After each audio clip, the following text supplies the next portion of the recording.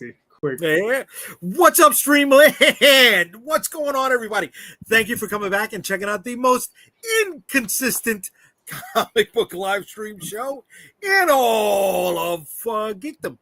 I'm here with a couple of the homies, Tom and Calderon. And look, this is nothing special, folks. This is not some highbrow moment. This is just a couple of guys at the bar talking shop, all right? So if you're expecting some really big... Talking shop? I thought we were talking shit. Talking shit, talking shop, tuna fat. That's what it's all about. That's what we do. We're here. Did you just say tuna fat? I know. Tuna fat. Tuna doesn't have fat. You just said their whole life. They're lean. They're lean, bro. Tuna's fucking expensive now. You know, bluefin, yellowfin, albacore, your Starkist, chicken of the sea, all that shit. None of that shit's fucking cheap anymore. Is that right? Is that right? You just beat that one to death, didn't you? I felt like I was in Forrest Gump for a minute there. Grilled shrimp, chicken, fricassee shrimp. I love stinking it up. I really do. That's the point I'm in my life. You know what I mean? It's not dad humor. It's just like, go for it. Go for the whiff. Go for the whiff. You know. Well, what's up, guys? What's going on? How we doing? It's all right. Yeah. Good. Yeah. Been busy? I am. I don't know about the rest of you guys. Shit, I'm in between campaigns right now. You got a couple running. Tom, what you got running right now, kid? Nothing. I don't do busy anymore. You don't do busy? I'm over the busy thing. I love that. Yeah. You know what? Well, I think he's master of the late, so you know. Because this guy's got a head of hair, that belonged on Samson. And here I am, and I'm like, I'm fighting to, save what I got. You know what I'm saying? I stopped fighting a while ago. I don't know how much longer I got. Scary thing is, it looks like, on the live stream, I got the LeBron going. You know what I mean? But the pushback keeps going back. But in real life, not in real life. Not on screen. It doesn't look as pronounced. I feel like Egon Spengler in, Ghostbusters sometimes. Just like, It's going to let it start growing up. What's up, Second Floor Comics? Good evening to you two as well. Thank you for joining us. Yeah, so I think I should take a page out of Tom's book. Be more chill, be more relaxed. Save whatever strands I got left. Right? Yeah. Okay. Sure. Consistent, not busy. Oh, well, no, I didn't. Because I got a book launching tomorrow, but the pre-launch page had gone up already. So it's not like I'm dropping it like it's hot. But I'm doing what I can to promote it. Yeah. Have you guys ever met anybody that has gone beyond 30% of backers on their pre-launch? Coming back to join the campaign. What? Yeah. You got that number, right? How many people are waiting? It was like around 55%. Really? Yeah, it was huge. It might have been. I might actually be able to check that. I never go between 23 to 30% of people who have been waiting for it on the pre-launch that have. Oh, that's why I put no value in that at all. Zero value.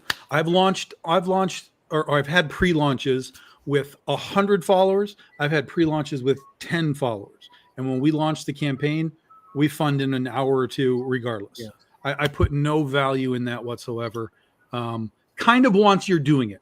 Earlier on, like when you're just starting doing all this stuff, it probably has some value. People are like, well, who is this guy? Tell me what's going on. There's probably value there. But once you've been doing it for a while, it's like videos on your stuff. No one cares. But again, early on, there's value. People know who you are, know what the product is. But, attention span is so minimal that none of that stuff means anything to me anymore. Okay. Yeah. Okay. All right. So if you want some quick stats. Yeah. You want to put it up? No. No? No. I'm just going to read them off to you. This is what I got to put them up for.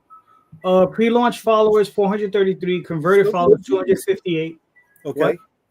No, you show it. Show the proof. Show the proof, baby. I don't have to show anything, bro.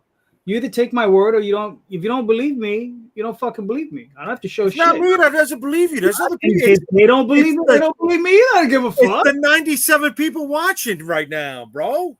If it's your show, it's 2 people. Joke's on you. I'll show you the Oh, proof. it's 3. It's 3. No, it's actually Well, it's me and it's JD and it's Second Floor Comics, so it's 3. Oh, that's true. no. We're at 18 right now. Oh, All dang! right? I'm Look at happy you. with 18. Look Thank at you you. for the 18. You want me to people who read watched these us. stats to you? Read me the stats. Okay. So project followers, okay. Pre-launch followers, 433. Yeah. Converted followers, 252, 58% conversion. Okay. Post then project followers was 1793. They had 707 converted, which is 39%. Okay. So there you go. That's it. I don't want to post it up because you know what it is. It's not my It's not yours. campaign. Well, that's all you had to say. You didn't have to go into the other part. That's What all you other had part? to say. kid. Jay, can you tell the ice cream man to leave your block? Oh, you hear it? Of course. Yeah, bro. Bro, it's 9:00 in New York. Bro, ice cream man coming around at this time of night ain't selling no ice cream. You know what I'm saying, baby? He's not selling no ice cream, bro. Mr. Softy, it should be, Mr. Stoney. That should be the name on the truck right now. Don't be upset. He's making a buck, bro. He's making a buck. That's all we're trying to do out here is make a buck selling our wares, right? And a lot of people get to sell their wares at comic book conventions. True. There's a big one coming up in a little while, right? It's 2 of them: San Diego, New York Comic Con. Those are the 2 biggest ones, right? You call it WrestleMania, SummerSlam, Super Bowl, All-Star Game, Pro Bowl, whatever. World Series, whatever. No, you don't chime it up to stuff like that. Why not, bro? They're just conventions, bro. They're just big conventions. That's all they are. Yeah, but it's a big I don't have convention. to be You don't impressed by them. They're just a convention. Yeah, but you don't go to a big convention with the church basement garage display. You set up. You don't set up. Dude, it's a show. You set up at all the shows. You just go to the show and set up. What's the big deal? You make it sound like you do 52 shows a year. You do the one fucking 52 shows. So I understand that you go and you set up and you I've make it a done big 3 deal. shows this year. I've Three? done one. I got 2 left. 3? I did 1. I'm gonna have 1 out the way, and it's gonna leave me with 1 more. That many more. So you did one show where you promoted and made no money. Yeah, we promoted. We made no money, but that was Exactly. the goal. So That you was did the that goal. shit. That wasn't That the goal. was the goal. That was the goal, not to make any money. I understand that, but that's been your goal for a long time at a lot of places. Unintentionally, that's been the goal. So, But and then no, what was the second show? the second show's coming up. Oh, that's New York Comic Con. That's New York Comic Con, And then what's the third show? Legion's Con in Jersey. Legion's Con in Jersey. Okay, all right, fair enough. Fair enough. You know what? I'm gonna draw this whole big fucking thing. I don't know why it's in my fucking head. Sorry. So we'll go with this, right? These rosary bleeds. Mhm. Okay. And then we'll go to Jersey, right? And what movie used the term "these rosary bleeds" and started their race in Jersey? Stop it. Come on, Tom. Stop it. You know That's where not I'm starting there. You did not start the race with Rosary Bleeds. Rosary Bleeds, first of all, was an outtake at the end of the fucking film. going. It Second was. of all, it was It during was. right before the fight, or actually it was during the fight, right before when the road was cut off. Yes, So yes, yes. But You did where not- did they start off? they started off in New York and they ran to California. No, they started off in Jersey. Was it Jersey? They started in Jersey. Yeah. It's all the same. Cannonball Run. East Coast. Cannonball Run, baby. See, I love how Tom he got it. He was there. Oh, here we go. Are there Come on. any indie focused cons? Yeah, They are, the smaller cons. there's space. There's Well, there are indie cons. Mocha. Like, yeah. Yeah, I mean, there's space. There's Mocha. SPX, SPX. Yeah. right? There was TCAF the Toronto Comics Yep. Art Festival. TCAF is another one. Yep, for sure. But a lot of those cons, how do I say this? A lot of those cons, just because you're an indie comic guy, that's not necessarily what this audience is looking for. As weird as that sounds. Yeah. Like the audience for these things often are way deeper in the indie underground, what they're looking for type of, thing. I think the term you're looking for is their alternative comics. They're what you're going to see coming out of Fantagraphics. And a couple of these other companies, so that's typically what those with. But you can go into those, like, it depends. I could probably go in with Tall Tales and Oswald and make a little bit of money. Tom goes in with Critter. He may not walk out. He may not be able to. He'll just come out broke. He's gonna walk out with whatever he came in with. Which one has the Ignatz? Oh, that's a good question. But yeah, right. It's a smaller con. Smaller show. Excuse me. It's an indie focus con. Right, and I know they have the Ignatz Awards. What is it? The Ignatz, the Inkpot, the Ringos, the Eisners. Is there another another award show for books? No, I think that's most of it. There's tons of small awards all over the place. Right. But the ones that have clout, excuse me. Oh, the SPX is done. SPX has Ignatz? Yeah, they have Ignatz. Yeah. Okay, that's the one in Baltimore, right? Yes. Okay. Rose City, that was a smaller one too, or no? Very small. Yeah. I don't know that one. Okay. Yeah. Have you ever done SPX? No, I never did SPX. All right. No. I'll tell you my SPX story real quick. I think Daphne and I back in the day, we did about 3 or 4 of them. But okay, so we did probably the 3rd time before the last time, right? We just had ash cans of Tall Tales. They were all ash cans, black and white. Well, the books were black and white anyway, but they were just, regular 8.5 by 11, folded in half, saddle stitched, just Xerox copies with like a parchment type cover, all in black and white. Okay. And we made a killing. I'm talking about, we must have bought 100 of each of like 8 or 9 issues. And if we came back with a stack this high, we came back with a lot. We made a killing. The following year, we came back with professionally printed books, full color covers, the whole 9 yards. Can't sell shit.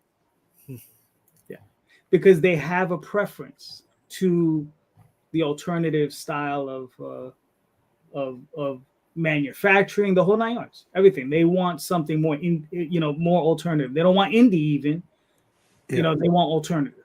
You just answered the question that you were resisting a few moments ago. And do you set up differently for a bigger con than you do a smaller con? You do. Well, that's not setting up. That's product bringing.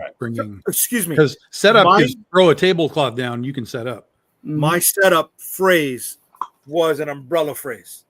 All right. When it comes to product, promotional material, how do you prep? How do you advertise for it? Right. Do you have a game plan? Do you bring a team with you? Do you not bring a team with you? Do you bring zines? Do you not bring zines? Like the ash cans, I love ash cans, right? I would sell ash cans at a convention that you make money selling ash cans at. But at a bigger event, I'd put those ash cans in my mystery boxes, right? Those are not something that they're not front facing, something I'm going to sell right off the bat, right? Those are add-ons. It's a trial. It's a trial. You have to try it before you can prove it, right? So so it's one of those things. We did it one year, we did it and that was the last year I ever did it. So it really didn't matter at that point. So because I haven't done the show since. You ever did a zine style show, Tom, or no? I did. I don't think it exists anymore. I did Ape in San Francisco, Alternative Prex Expo. I don't think it exists anymore. It was one of the 3 Comic Cons. It was San Diego, WonderCon, and Ape. So I did that one year, and it was exactly what JD just said. Like they were looking for alternative stuff. Like they would come and look at my stuff, and they'd open the book, and they'd see color, and they'd be like, why is it in color? Like, I'm like, yo, you all are a joke up here. Yeah. Damn. Yeah. So it is But true. interestingly, Error. WonderCon used to be in San Francisco. When we did WonderCon in San Francisco, we did fine. People were at that con, they were like, yeah. But people understood that Ape was like, oh yeah, these people like staple their own books and shit. Like, I'm like, I don't have time for that world, guys. Yeah. Right. You'll see guys, they were binding machines and all kinds of stuff at the Wait, show. they bring binding machines to the event? That's kind of, yeah, it's like you're putting on a little show for the people. They're sitting there, they're binding their books. You know, some of them, I swear to God, are using bubble gum to hold the shits together. So who the fuck not? Yeah, it was together.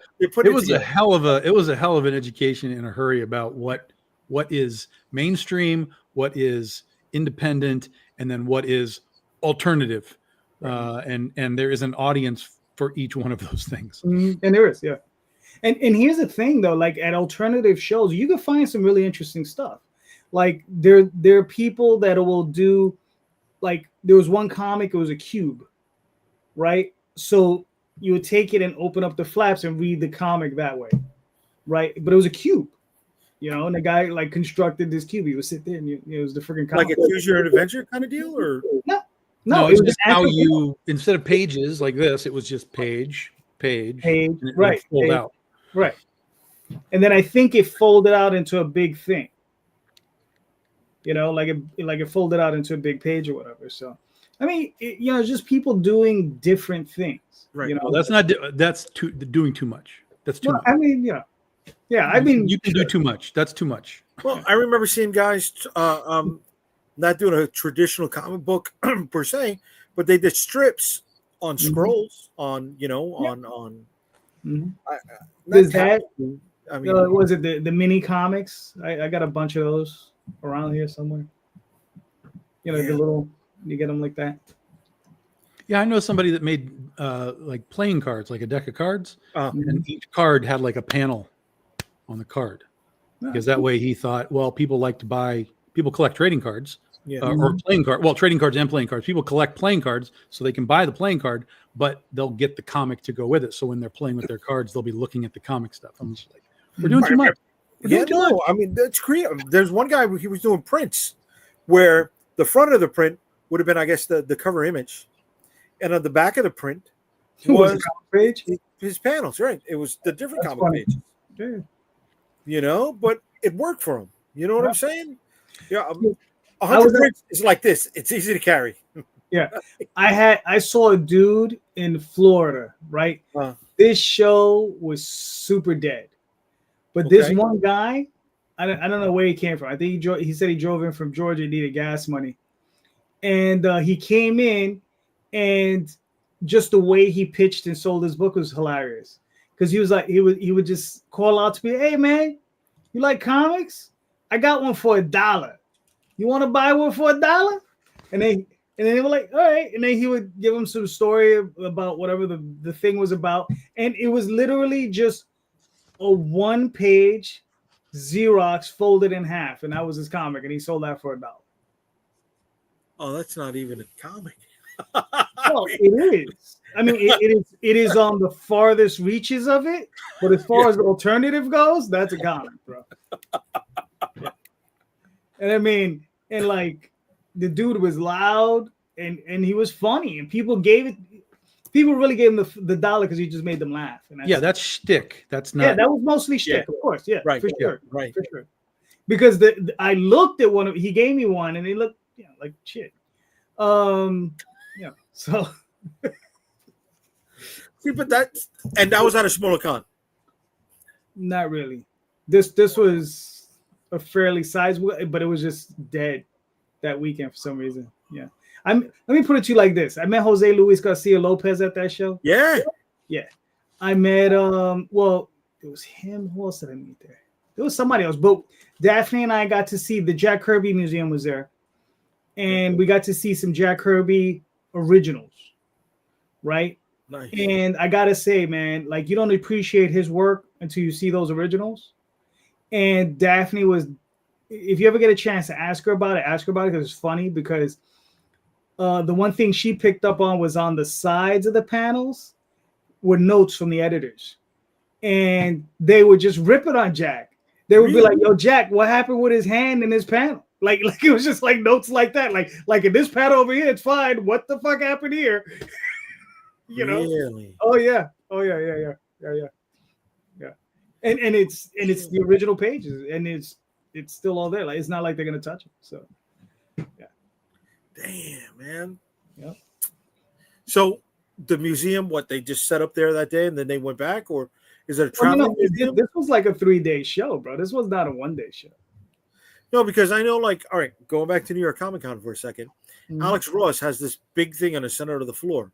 Yeah. And original art's there. It looks like a little mini museum, but he's selling the pieces. He's selling the prints.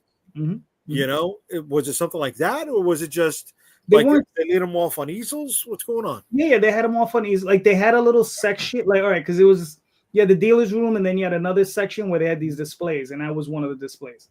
And it, you know, it was probably like either a 30 by 30 space, right? And they had like a bunch of artwork in there, set up on easels. One Xerox page comic sounds like it should come free with the haircut. You know what? I wish they would come free with haircuts, right? We should start leaving shit in barbershops so they can give us Jay like only has so many haircuts left in his lifetime. We can't. that was harsh. That one hurt, man. That one. Pretty soon he's just gonna hear just have one type of style left. That's it. That's the only sound he's gonna be I mean, hearing. you save money like that. You know what I'm saying? You save money like that, bro. I go to the barber and it looks like this, but I'm John Cena in the back. You know what I'm saying? He's like, you're spending way too much money. The scary thing is how quick Tom jumped on that laugh while Calderon was like, "What? John Cena's he's working a spot in the back, kid. He's working. He's gotten himself all plugged up now. He's really. Oh yeah. He has that kind of money. He took that for real when that was happening, and he's gone to hair specialists and he's getting it all plugged up, so it's all filling back in. Yeah. Oh wow! Look at that. Got my hair clear. I like that, right? I like that. My one of my cousins is like, "Yo, let's just go to fucking Turkey and let's get that shit done." So there's these flights from Turkey, and you see guys that have little patches, like Band-Aid patches. This is like how the movie Hostel starts, I think. Yeah. Well, I mean, and it's like you can't hide what you did out there. Mm-hmm. Dude, look it up. It's fucking hilarious. So that's in my future. You know, I need people like your future tomorrow. No, not my future tomorrow. I still got Yankee hats that I haven't taken the tags off yet. We got time, baby. We got time. You know what I'm saying, bro? That's what you think, but okay. Bro, Daddy's turning 50 this year. You know, and to still have something at 50, you know, Tom is a unicorn. Let's be honest. Let's fucking be honest, bro. Not many of us get to do that. You know? I mean, who knows? In 2 or 3 years, I may have the bush down here with the fucking sunglasses on top of my head. I may be rocking that fucking look, bro. You know, rocking that look at midnight. We all know that fucking look, bro. Yeah. You know, traded my cheap Cherokee for a Ford F450, bro. It's coming. It's coming. It's a lifestyle. It's reality, bro. It's reality. We all got to deal with that. We all got to deal with that. No, you do. Yeah. I don't do reality. That's why this is all still here, my friend. I just said, nope, we're not doing real life. All right, bro, I gotta ask because you got gray in the beard. Do you dye the top? Do you dye? You know, there is some silver in there, but not nearly enough that you'd see it on TV like this. Okay, all right, good, because that takes it out quicker. You know what I'm saying? Good. So listen, some people go the Tom Selleck route. Thank God you haven't. No, it's there. It's there. Tom Selleck though, never been at Comic-Con. He's never done it. I'm sure he'd make a killing with Magnum PI. He's probably done something somewhere at some point, but he certainly would not be like a regular at those things now. He's not. No, he's done so much TV and stuff. He has to have appeared somewhere at some point in his career. Yeah, I would bet money that he's been somewhere at some point, but definitely he is not a convention circuit regular. Right. No, Yeah. definitely not. It's like Linda Carter, right? I mean, like send Linda Carter to a Comic Con, everybody in the fucking hall would be in line for Linda Carter. Yeah. You know? Yeah, they would. Like I just found out today, not because she was in the She-Hulk thing. My wife loves Tatiana Maslany from oh my God, what was that show on Sci-Fi where she did the different faces? She was the different people. No one cares. Yeah, well, enough for her to be there, bro. Enough for her to be there, man. You know, so she wants to go see her. I'm glad. Here we go. Thank you, William. Thank you, Orphan Black. Okay. See, no one cares. That's not cool, you know. But here we go. See, she's watching Tom. Watch out, buddy. You're the one that needs to watch out. You're the one that keeps sneaking toys in the house. I'm not sneaking nothing. She sees everyone. She works from home, bro. Every time the doorbell rings, she goes. That's not what you told me. Fuck yeah, that's exactly what I told you. That's not what you told me the last time we spoke. Yeah.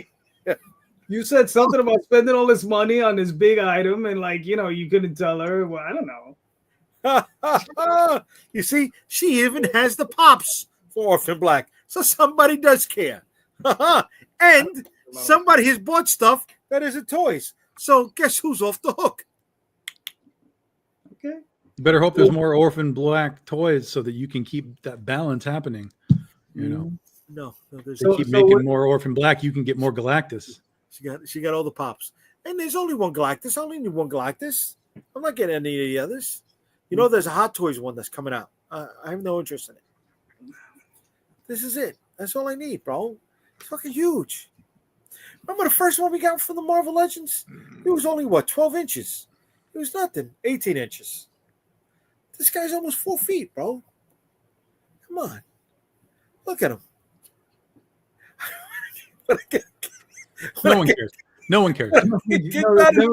When I get kicked out of the bed, I sleep with him. He keeps me warm. He keeps me warm. All right, she's gonna go to an inventory with the Excel sheets. Hopefully not. Gonna be a nice estate sale at Jay's house soon. Simmer down, buddy. Simmer down. All right. Especially since when I go to Comic-Con, who knows what else I'm going to buy, because this is the first year that Hasbro is going to be setting up a booth at New York Comic Con. You see, big things happen at big shows, man. I'm excited. Stop by me having a sale, $10 figures, $4 pops. Drive on up. Are you going to be at the show tomorrow? Are you going to be at Plastic City, William?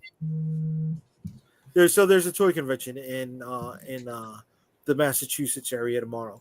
Called Plastic City Toys, I think, Plastic City Comics, and it's a smaller show. It's a one-day show, so that's not the kind of setup that you're gonna bring, at a bigger event like New York Comic Con, man. Come on, and I guarantee you, at these smaller shows, you don't have the one thing that always happens to me every year at New York Comic Con. And that is a tech bro always coming through and trying to sell me on joining his platform. The only one of those things that I think has ever succeeded and maintained and still exists is Global Comics. I think they're the only one that I ever saw in that capacity that they were like, this is what we're doing. And I was like, all right, fine, whatever. Because digital comics is not it's not where I go. But there used to be tons of these digital comic guys, especially like just endlessly. Oh, we're going to do this. We're going to do this. I was like, you're talking to the wrong person. And they're all gone. All of them are gone. But Global Comics is the only one that, to my knowledge, still exists that I got approached as far as all that stuff goes. I remember all the NFT guys came through too. Hey, we're making NFTs. I was like, yo, that is the biggest scam ever perpetrated in the technical digital world. You can take that shit and just fly away. So we never did the NFT thing either. So BMD Nerd, Global Comics has done a pretty good job filling in the space left by Comixology. They have, when it comes to people having access to it. But when it comes to creators making a little bit of profit off of it, I think a little bit is the operative word. Yeah, I still don't buy into the idea that people are willing to pay for digital in any sort of real sense. I just don't see it.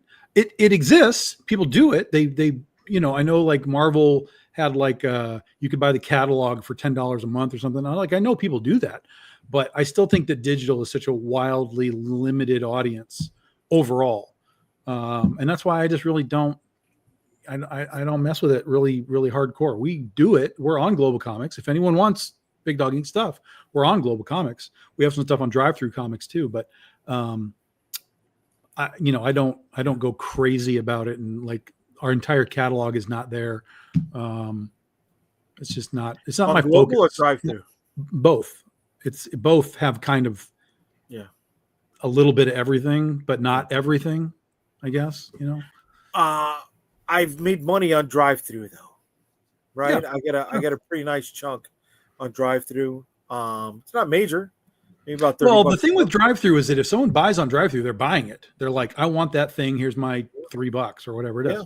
With Global, it's a completely different system, so people can kind of drive by through your stuff, and you'll get like this. Hey, you made money in Global Comics, and it'll be like, oh, cool. Hey, you made 3 cents. Because somebody read 2 pages of your book or something, you know what I mean? So it's a very different model than just the straight up purchase. Well, here we go. We got VNet saying that Global Comics got Kodansha manga. Some comics people hate that. All right, I don't even know what that means. It's gonna drown out the indies. All right, so just I guess one of the genres of manga. And then go back to BMD Nerd. I like to buy my comics digitally and read them off my tablet, even Kickstarter. Bro, that's your thing. You know what I mean? I'm not knocking it, not gonna ever yuck anybody's yum. No, I'm not saying that it doesn't happen. I'm just saying it's a lower, like for the last 10 years, all I've heard about is, oh my God, digital. It's gonna eliminate the physical copy, it's gonna go crazy, it's gonna be this huge market. And I'm like, where is it? It's been like 10 years we've been doing this. Where is this gigantic market of digital? I'm just not seeing that market. It goes back to them saying, comic books are going to die. Yeah. Every year, comic books are going to die. Yeah. But you're hearing all these different reports about comic shops are having record numbers this year, right? The Absolute, the All-In books have. It's very minimal. It's not that comic shops are having record numbers. That's false. But there are books that are selling very, very well. I mean, Battle Beast sold like 400,000 units because of his blind bag thing, right? And now everything's a fucking blind bag now. I'm so over the blind bag already. Like, are we selling trading cards or are we selling comics, guys? I can't. Oh, Jesus Christ! You know what, dude? It's the showmanship behind it, right? It is. You're not wrong. With that, they can do the pack breaks, or things like that, right? And pack breaks. But that's what I'm saying. We're no longer selling comics at that stage.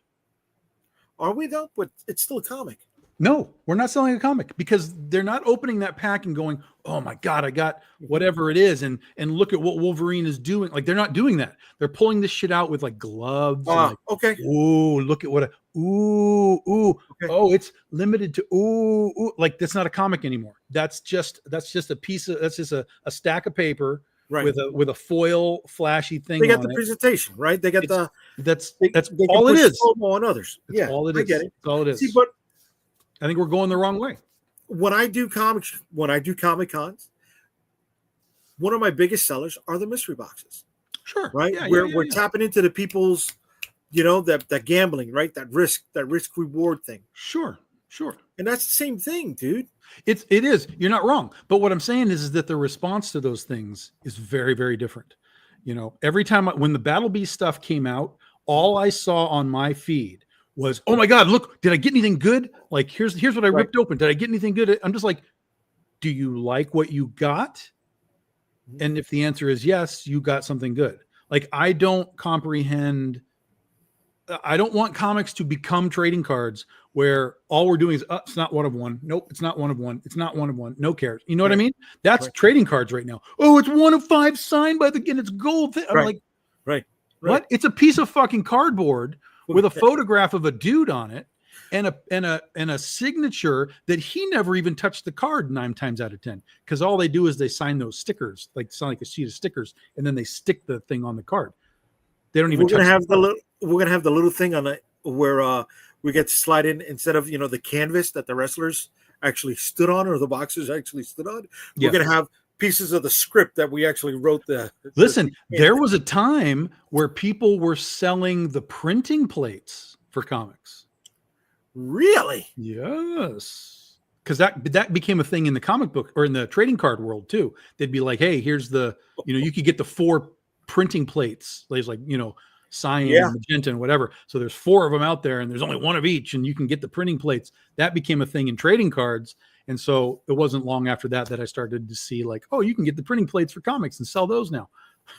So a really, really weird tangent. When I was in high school, I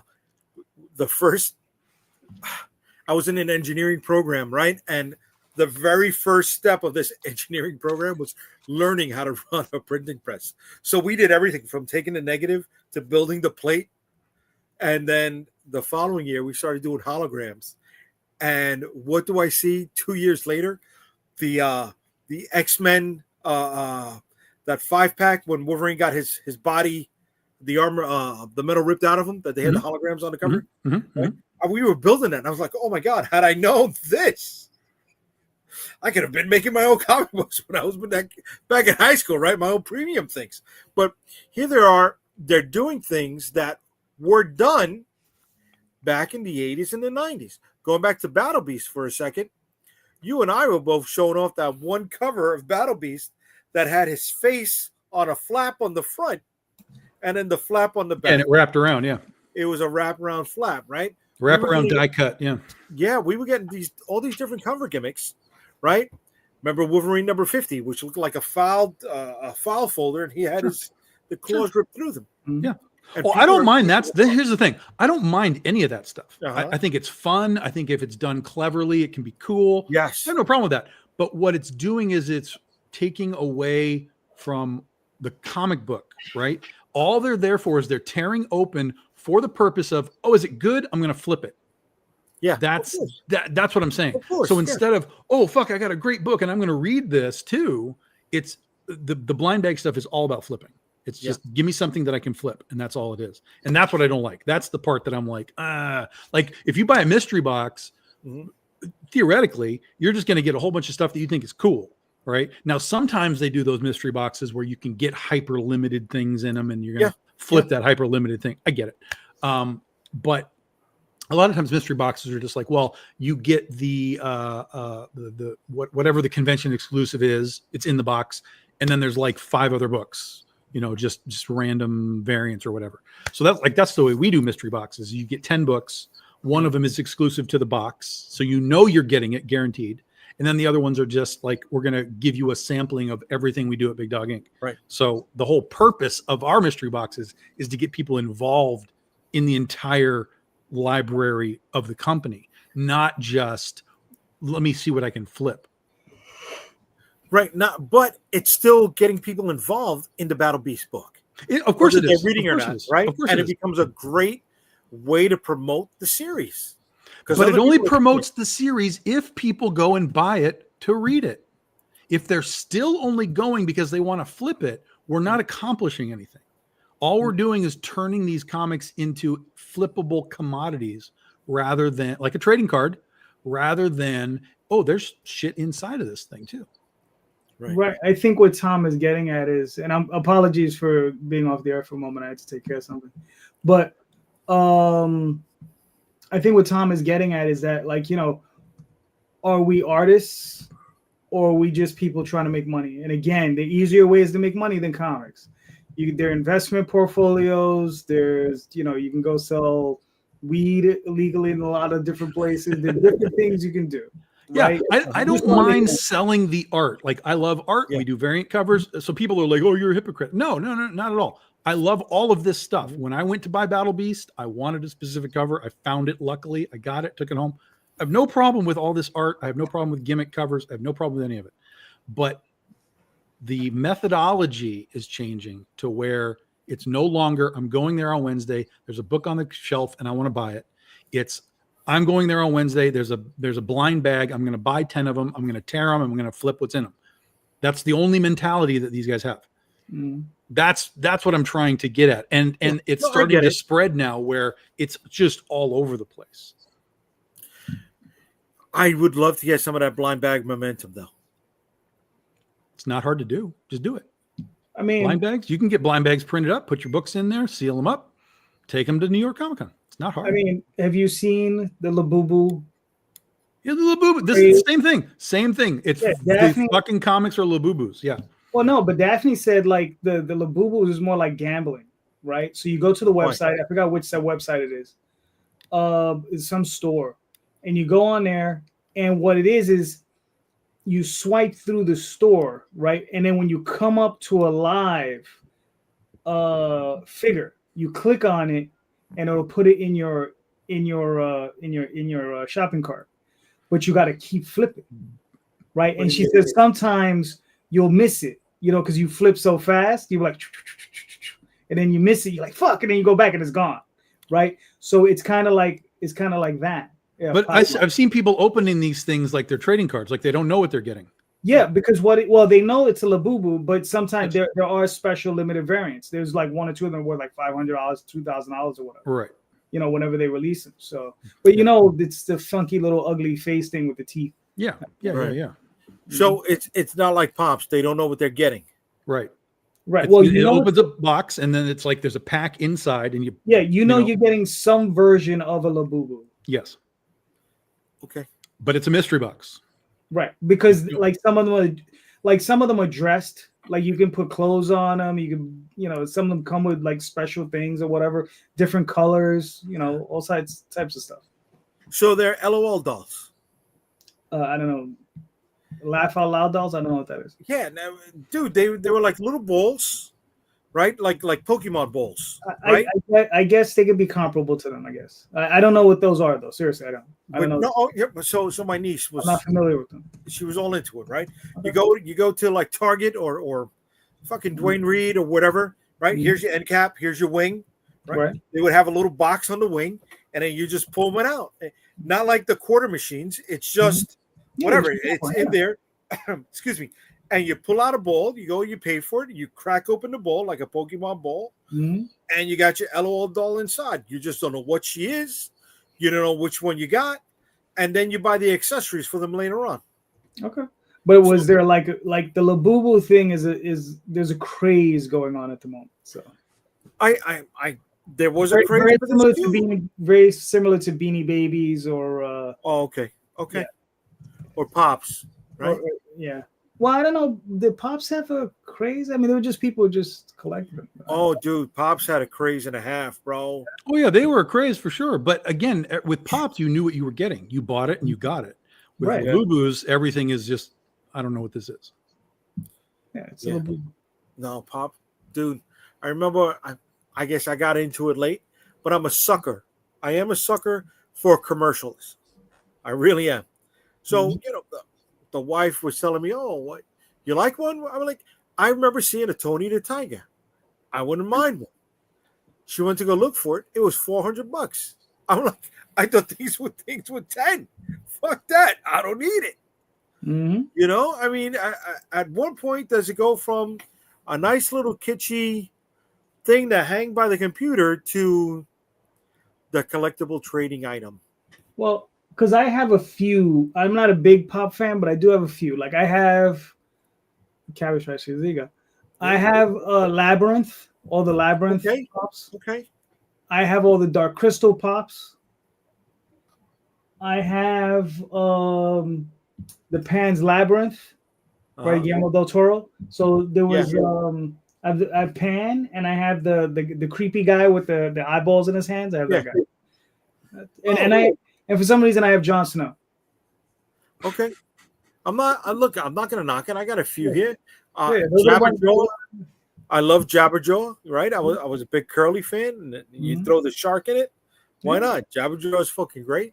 The wife got those Orphan Black ones. She got a Care Bear. I got Serpentor from G.I. Joe. She's got some Game of Thrones stuff. And a thing for me, I got War Duke from Dungeons and Dragons. Cool. Yeah. And you remember something called the Power Lords? Yep. So they had one. Yeah, I know. Yeah. I seen it. Yeah. Dude, so not only am I a sucker for commercialism, I'm a sucker for a bargain. And when it's on Amazon for $3.99, Bargains change the game. Yeah, bargains change the game for sure. I'm Listen, gonna pick it up, bro. you've seen my wall of these, Yes, right? yes. So you got to remember when these came out, I think they were about $20 a pop. Okay. Right. And then they announced they were discontinuing them. And I was like, yeah. Because when they were $20 a pop, I never purchased a single one of them. But when they went down to $3 each, bro, you see my wall. You and him. Yes. Yeah. Yes. Tom, he's got a full set of unboxed and a full set of I don't have everything. But I got everything I want though. Yeah. Yeah, I don't have them all. All the ones that I have are the ones I want. Like I have all the Marvel ones, I have all the Star Wars ones, and then I have a few other odds and ends. Okay. So look, Tom's got his whole collection of Jason the Wheel Warriors. Right? Everybody has their thing, bro. I have one. I have Sawboss. That's it. It's the only one worth having. The rest of them are all too out of whack. You have a collection of Jaws toys, don't you? Or Jaws. He's collected the Jaws toys. I have odds and ends of Jaws toys, different pieces from different collections of things. Right. But there's nothing that I have like. I have all of those things. Like, do you have a lunchbox? I don't think there is a Jaws lunchbox. I've never seen one. I had to be one in the think, but I have never seen one because if I ever saw one, I would probably just be like, give it to me. See, now the challenge has been thrown. Yeah. I have never seen a Jaws lunchbox. Let me rephrase. I've never seen a vintage Jaws lunchbox. Okay, certainly they've done modern versions, but well, there's one on Walmart right now. No, I don't want that trash. No, if there was like a 70s, if there was like a 70s lunchbox, I would be all over it. But once I see a Celebrate Like or a vintage NECA, now come on, NECA wasn't around in the 70s. Only 75 in the entire world on eBay. Yeah, okay. No, they're all new. Oh, that sucks, man. Oh, wait a second. Hold on. I gave you the wrong spot. That sucks. Vintage, but it's sitting next to a Fast and Furious lunchbox. Yeah. Come on. There you go, Jay. Pull that one up for him. All right, hold on. Let me jump back to you. Hold on. Yeah, no, I keep seeing that all the time, bro. That's nothing. Oh yeah, that's the modern. Yeah, the modern retro. Yeah. No, man. Let me see what I got over here. Everything is. Wow, that sucks, man. Yeah, the one piece that I really am pissed off that I didn't get, and I still figure out why I didn't get it, was the McFarlane Jaws thing where Jaws is sinking the orca. Like, I don't know how that's not in my collection. Is that this one here? Yeah. I don't know. Yeah, no, it's fucking incredible. It's incredible, and it's wildly expensive now. Really? Oh yeah. What's it go for? Wildly expensive. Let's see on eBay. Nah, come on. You played me. No, it didn't. It says Joe's Memorabilia on eBay, thinking it's this fucking thing. Yeah, and sold me some T-shirts. No. That's an expensive thing. And I found even loose that's pretty expensive too. So I'm like, I can't justify it. It's not. Wow, dude. I'll find it at a yard sale one of these days, and we'll get it. Oh man, look at this. That's a nice. That's it. That's the McFarlane toy. Look at that. Yeah, $661 on eBay. Holy shit. Yeah. No. Look at that. This is not no. Oh, come on. Don't take me out of this. It's right there. That left. Go one more over. Nope, not that way. Well, actually, that's it too. But if you go to the left, this one. Yeah. Here we go. 425. That's the whole box. You can see it. Well, we're not seeing it, but Jay might be seeing it. Oh, it's not showing up. Oh nope. Man. No, it won't scroll screens. Oh, okay. Yeah, you're opening another window. Yeah, no, Yeah. but it's an expensive piece. Yeah, I see it. Here's 489. Yeah. Yeah. Oh, and this is Wow. Oh, here's the classic right there, the Jabba Jaw lunchbox. Oh, I don't want it. I don't want it. No, I don't want it. it's plastic. It looks cheap. Yeah, Yeah, that's a later after they got out of the that's tin. what you're gonna find. That's from the 70s. Yeah, like if you go into like Empire Strikes Back, or sorry, Return of the Jedi, most of those are plastic. There was a point where everything kind of switched over. Yeah. Wow, there's no vintage at all. Yeah, crazy that with all the merch that was being made, they never got a lunchbox for any of them. Not Jaws 2, none of them. Yeah. Holy, there was a George video game. Look at this shit. Yeah, of course.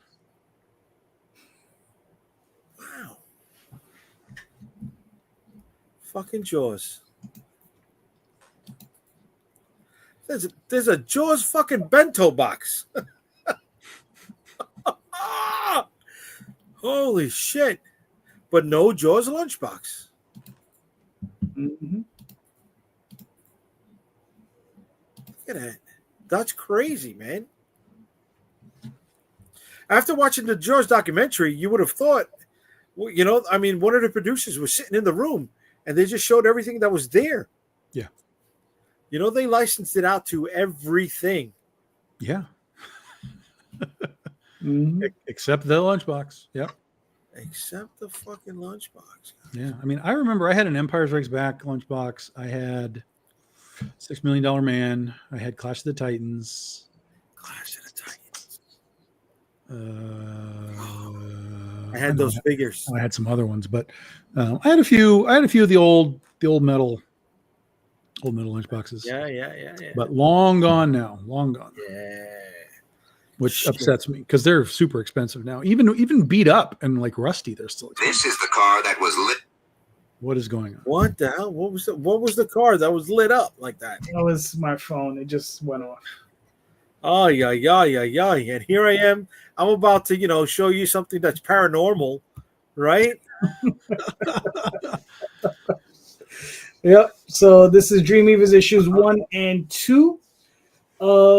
Superhero, paranormal, super urban fantasy about 4 kids who, when they go to bed, when they wake up, well, they don't wake up. When they go to sleep, they dream, and their 4 characters that are their role-playing game characters come out, and they fight demons. And this is one of the demonesses within the series, and she likes to pose naked for everybody. So I like that. Yeah. I like that. She's riding that dragon, baby, posing naked. That's how you do it. Go. Exactly.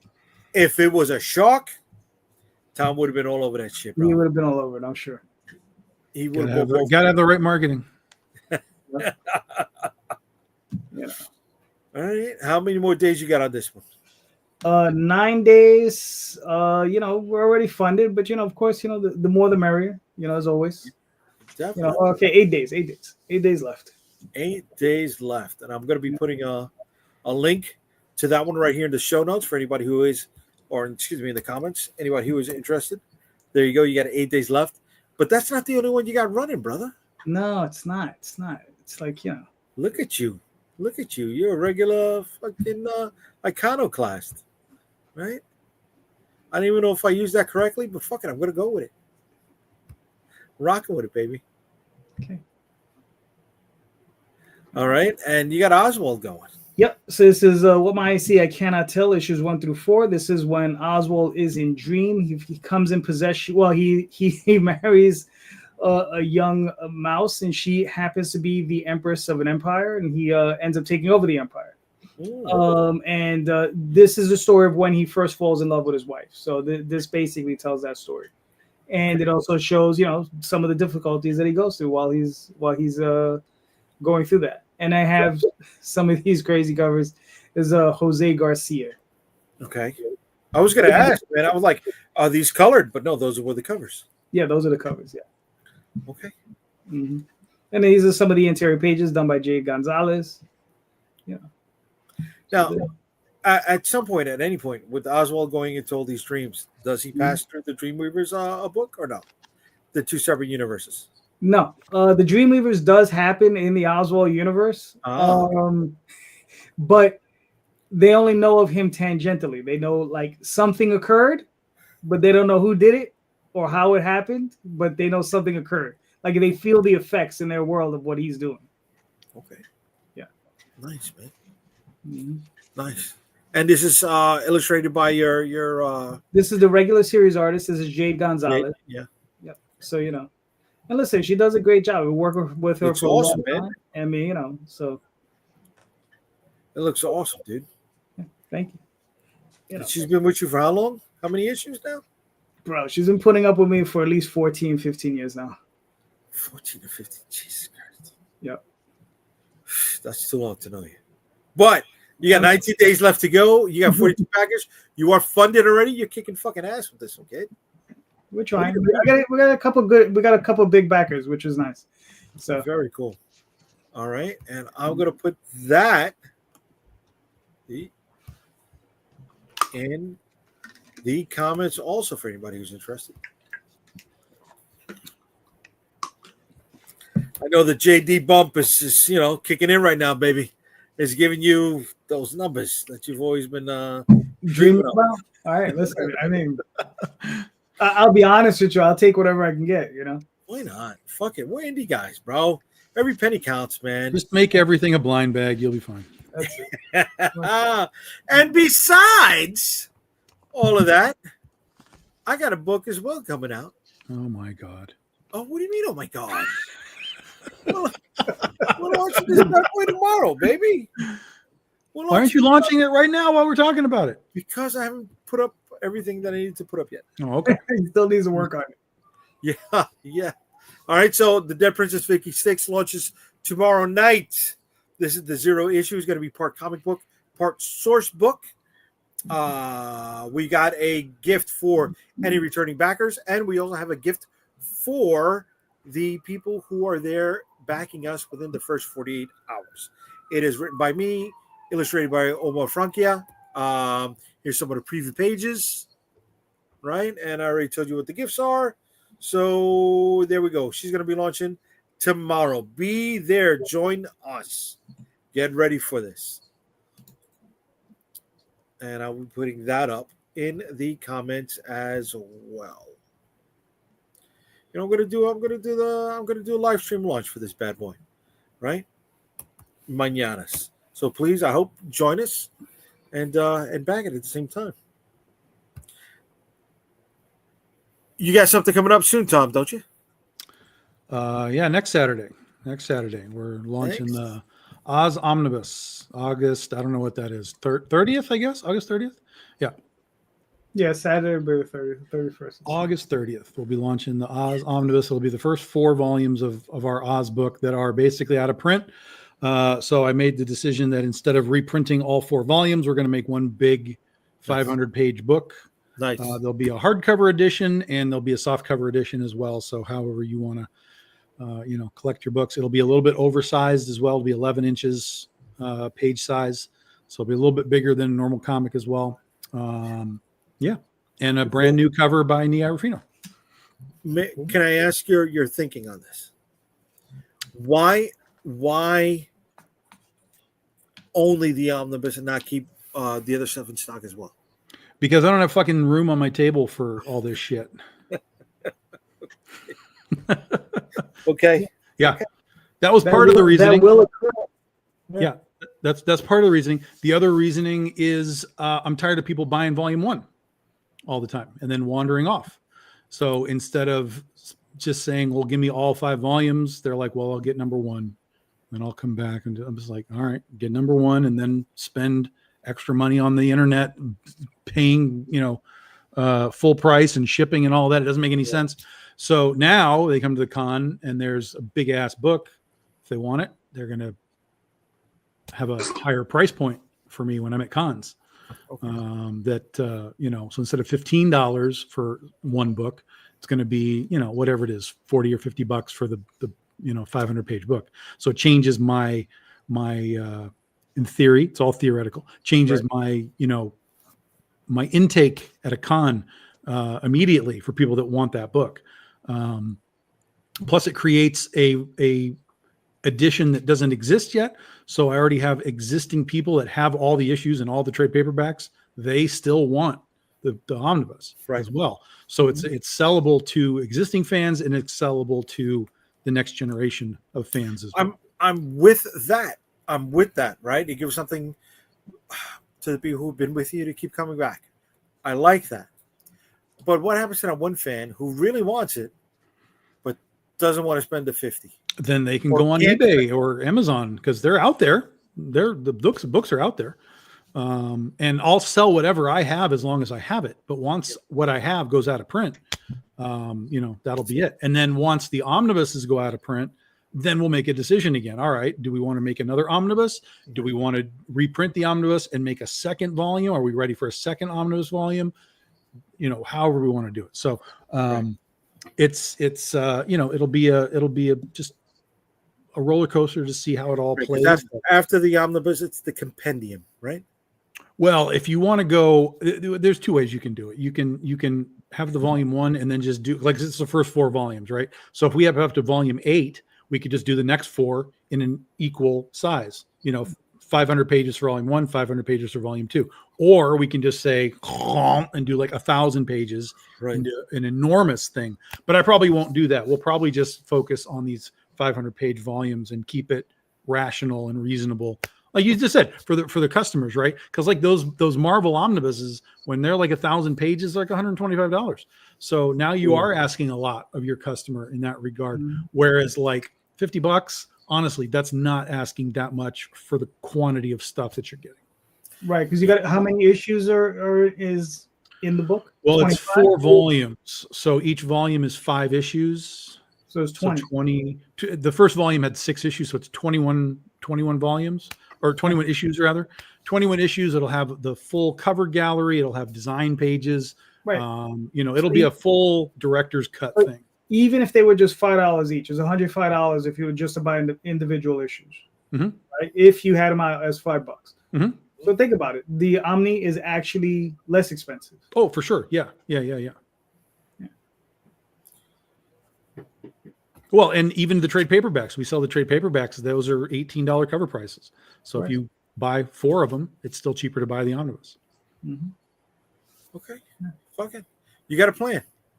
Mm-hmm. You got a plan, go for it. Right. And I hope it pays off for you, bud. Yeah. It's going to be heavier to carry. Well, but I don't have to carry. It's the equivalent though, right? Because if I go to the store if I go to the con and I bring 10 of each volume, it's still this much paper, right? Whereas if I bring 10 omnibuses, it's still that much paper. Mm-hmm. Okay. So it's the same. I'm not talking about you. I'm talking about the customer. Well, they have to lug it. Yes, if they buy it, they have to lug it. We'll make sure we have bags at the booth. I mean, you got to remember, man. I mean, when it comes down to that sort of thing, as myself as a buyer, right? When I'm buying that sort of thing, I'm happy to carry it. You understand? I mean, I'm not some degenerate fat fuck who just is lazy as shit. You understand? Like some people. Whereas I'm willing to, carry what I buy. You know what I mean? Some people, motherfucker, you fucking check that shit at the door, homeboy. Well, I don't know. So it's so heavy. I never said it was heavy for me. There's probably those guys probably collect like 4-foot Galactuses and carry that around. Yeah, right. You see these shoulders? I'm fucking endomorphic, bro. Right? I'm the fucking guy who puts that shit on his fucking back. I was carrying 75-pound bags of feed when I was a fucking kid. We got to get Jay one of those like baby backpacks so he can like put Galactus in the baby backpack. I'm with that all fucking day. I'll take that in the front, the cozy. You know what I mean, bro? I got no fucking problem with that. Why not? Why fucking not? Mm-hmm. I got no problem fucking, See, that's your cosplay, Jay. Oh my God, Jay. You got to dress yourself like Infinity, right? Eternity. They call him Eternity. You got to dress like Eternity and then have the cozy with Galactus in the front so that you're Eternity with the tinier Galactus. Exactly. That would be a hell of a cosplay. And the fucking globe is a baby rattle. There you go. I'm That's loving it. it. That's a it. cosplay. That's Yeah, a cosplay. and the one with the 3 head is the Living Tribunal. That's right. Yeah. So which one is Infinity? Oh, he's the half space space, guy. half black. Yeah, The space half- Yeah, I like that one better. Mhm.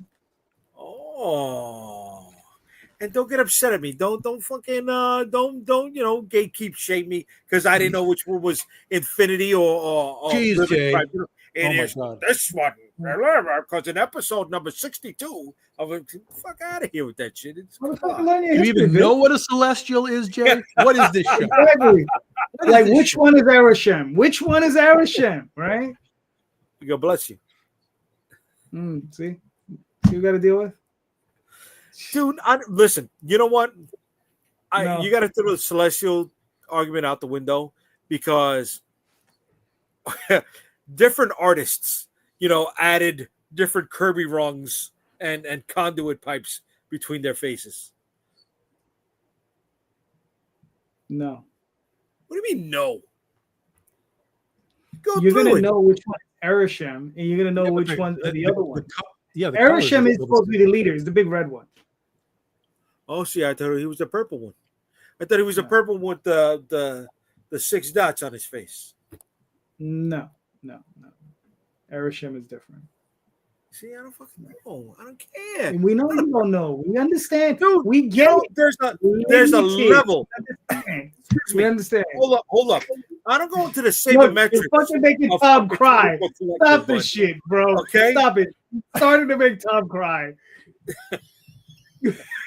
I think Tom was laughing once I said sabermetrics because he knows you don't know what that means. Come on, man. Sabre. It's pronounced Oh, Sabre. Sabre.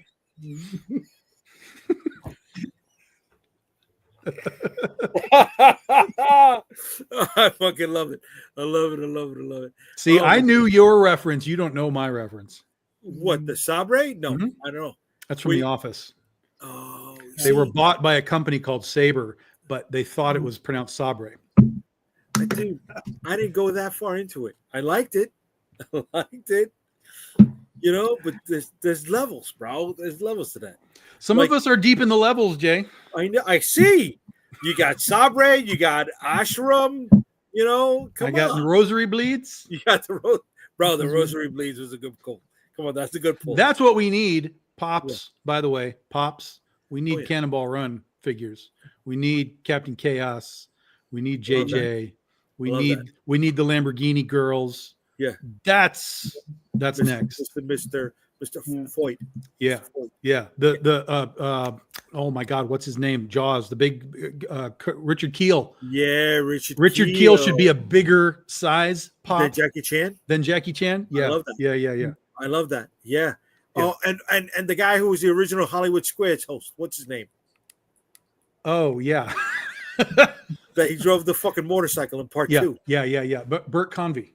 Bert Convy. Oh my God. These are great fucking pulls. Holy shit. Dude. Oh my God. Sammy Davis Jr. Pop as a priest. Yes, I mean, yeah. Fucking all over it. Terry Bradshaw.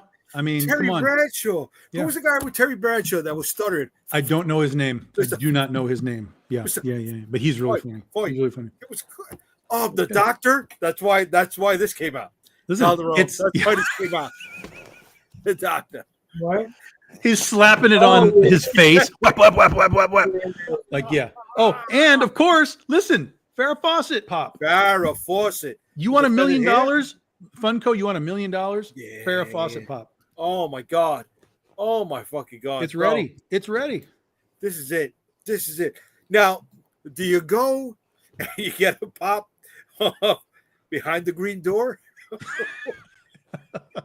You can offer that online. You can have a special secret reward. Oh, we're going. See, this is deep in the weeds. I fucking loved Cannonball Run. I did. Second one was shit. It's not good. It's watchable. It's not good. It's not watchable. Yeah. It's Oh no, not it's watchable. It's watchable. It's very watchable.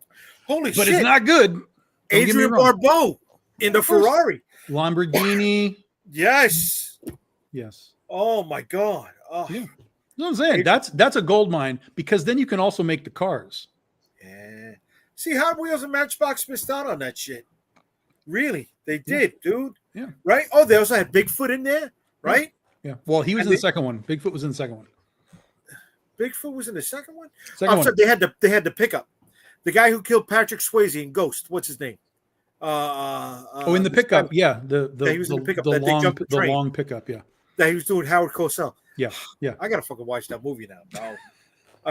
Do you think they should do a fucking remake with Jack Black? You can't. It's impossible. Why would you want to? Right? Yeah, It's impossible. exactly. It's been going around the rumor mill. It's been going around the rumor mill. That's why. No. Because It's- Pedro it's- Pascal is hot. It's impossible to remake that movie. Or even to, I won't even say remake, because it's just a conceptual thing, just a race across the country. Yeah. But I don't think that the comedy writers today could land it. It's like when they did History of the World Part 2. Did you ever watch that? Yes. It doesn't work. It doesn't the work. TV series. The TV series. I couldn't. It's impossible. It doesn't couldn't. work. Yeah. Wait, Even with Mel Brooks involved with it, it didn't work. Yeah. So I don't think you would have the right comedy tone to pull it off. I don't think you could. Now, here's the other thing, though. It's so conceptual that all it is a race across the country. Yes. Right? It's so conceptual that you could probably do it with the right stars, and it would probably do well, moderately well. But you would have all of the Gen X people going like, "That's some shit. I get it out." You know, we'd all probably hate it, and that would kind of hurt it. But if you were, because you kind of have to aim it towards the audience that like Jack Black's audience, right? I'm sure we all kind of like Jack Black, but we're not his audience, right? He has a younger sort of audience to him, and a lot of the people that they would have to put into the movies would have to be sort of a younger crowd. I was into the Tenacious D thing. I was down with that. Yeah, I'm not. Well, that's what I'm saying. I like Jack Black. I like a few of his movies. It's fine, but I'm not like, ooh, I love Jack Black movies. Like, that's not happening. I like 2 Jack Black movies. What's the one with the wrestler Nacho? Nacho Libre, that's one of them. I didn't like that one. Yeah, Nacho Libre and School of Rock are fantastic. School of Rock is great. Seeing him get killed in the Jackal was so cool. Do like him in the Jumanji movie that they did. Okay. With The Rock. That was a really interesting movie. I was prepared to hate that thing, and because all of the actors, it was The Rock, Kevin Hart, Karen Gilliam, and Jack Black. But because they were all forced to act like characters that they're not, they had to act as characters as they're not. It really changed the scope and the tone of the whole thing. So I really liked the first one. I didn't like the second one, but the first one I thought was really good. They all did a great job. So there is that too. It's not really a Jack Black movie, but he's in it. Okay. Yeah. All right. But he won't be able to pull off Cannonball. He can't. Not to a degree that any Gen X person would be like, that's a great remake. There's no way. Yeah. No. There's no way. No. Yeah. No.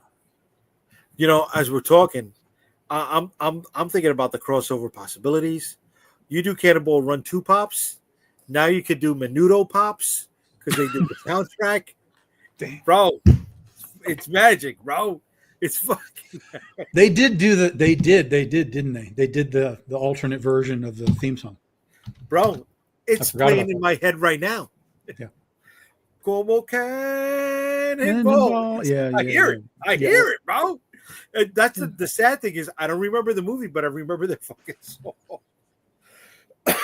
Yeah, that was the end. That was the end of the race to the end. They were doing that song of it. Yeah, it's good. Now, oh my God, the Captain Chaos variant, where he always wanted to be Captain America, and Captain USA. It was Captain USA. Can't say Captain America. I'm sorry, you're absolutely right. It even said Captain USA on the swim cap. Oh my God, dude. Oh my God, the lines What's funny coming to me. Is we did a it was the 40th anniversary for the movie. When 2020, I guess 2021. I think 2021. Anyway, whenever was the 40th anniversary, we did a tribute to the Cannonball Run. We took Critter and Blue Jay, we put them in the Lamborghini. Oh, so they were nice. like sitting in Lamborghini with the door up, right? And we did a horizontal cover, so it was like a long cover. Yeah.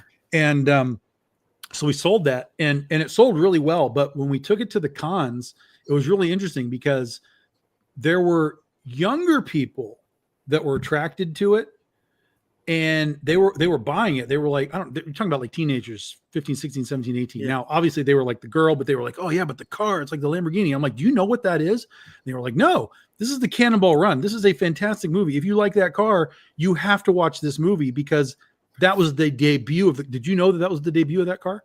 I did not know. The Yes. Lambo? Yes, that was the debut of that Countach. Really? Yeah. And so they were buying the book without even knowing what it was, and I was giving them the like, you have to go watch this movie. Dude, I You did have to not watch this see. movie. That's where you're a marketer and I'm not, because I would have done the ambulance with the fat guy, the skinny guy. That's what I would have fucking done, bro. I mean, really. No, Oh my god! No. And then Tony Danza with the ape in the limo. I would have done that. that's part 2. That was part 2. That's part 2. So Jamie Farr was what in part 1? Jimmy Farr's in both. He's the Sheik in both. Right, he's the Sheik in both. Well, what was he driving in part 1? Oh, well, he drives the same car. He drives the Rolls Royce in both of them. Okay. Yeah. Okay. The white Rolls Royce. Yeah. Jimmy the Greek doing numbers. Oh my god! Come on, bro. You know what? I want to do a rewatch of Cannonball Run now. I want to do a live viewing and just go with it. If anybody wanted to watch it, because it's just that good, bro. Even Burt Reynolds laugh. Roger Moore. Roger Moore. The outtakes with Roger Moore were great. Because they referenced the Saint. They didn't reference James Bond. They referenced James Bond throughout the whole fucking thing. He's driving James Bond's car, for God's sakes. In But the outtake, they referenced the Saint. oh yes, this is Yes. true. And Yes. then they were playing at one point. They're playing the James Bond theme, right? Uh-huh. But if you watch the documentary on it, Carl Needham, he talks about the theme song where they were like, we want it to basically be the James Bond theme song, but then at a certain point, instead of going up on a note, we go down on a note, and it's not the song, so we can use it without paying for it. Oh shit! Yeah. Because it's like